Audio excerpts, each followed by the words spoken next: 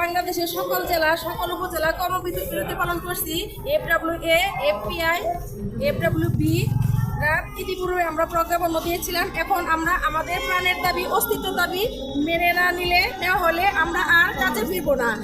সরকারের কাছে আমাদের একটাই দাবি, আমাদের নিয়োগ বিধি বাস্তবায়ন চাই। আমাদের যেখানে জন্ম সেখানে মৃত্যু, আমাদের এক দফা এক দাবি, নিয়োগ বিধি।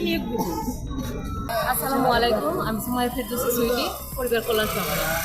আমরা দেশের জনস্বাস্থ্য ও পরিবার পরিকল্পনা মাঠ পর্যায়ে সর্বসারী সেবাদান করি, কিন্তু আমরা এখানে একত্রিত হয়েছি আজকে কোনো সংঘাতের জন্য নয়।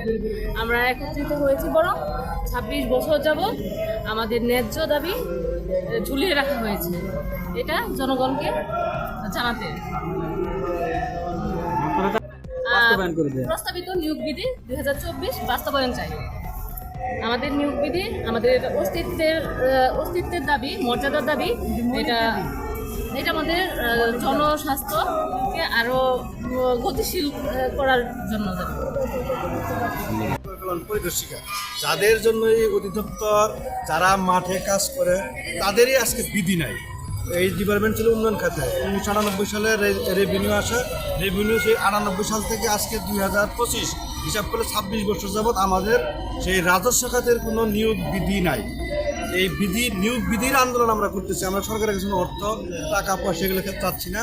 আমাদের যে চাকরিগত যে একটা জব কেরিয়ার থাকবে, জব প্ল্যান থাকবে, সেই নিয়োগ বিধিটাই আমাদের নাই। ধরতে গেলে আমাদের জন্মের স্বীকৃতি নাই। আমরা আমাদের জন্মের স্বীকৃতি হিসাবে বার্থ সার্টিফিকেট স্বরূপ আমাদের নিয়োগ বিধির আন্দোলন আমরা দীর্ঘ সেই আমাদের কাঙ্ক্ষিত নিয়োগ বিধিটা পাবো। আমরা সেই নিয়োগ বিধি আমরা আজকে না পেয়ে বাধ্য হয়ে আমরা গত 21 তারিখ কেন্দ্রীয় শহীদ মিনারে একটা কর্মসূচি দিচ্ছি। তারপর আমরা সাংবাদিক সম্মেলন করে আমরা এখন ধারাবাহিক কর্মবিরতি ঘোষণা করছি। এবং গতকালকে আমাদের প্রথম দিন ছিল, আজকে আমাদের দ্বিতীয় দিন।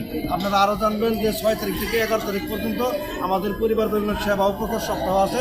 আমরা সেই সেবা ও প্রচার সপ্তাহ থেকে প্রার্থীদের সব উপজেলাতে একযোগে এটা প্রচার হইতেছে এবং গতকাল ছিল, আজকেও এভাবেই চলতেছে।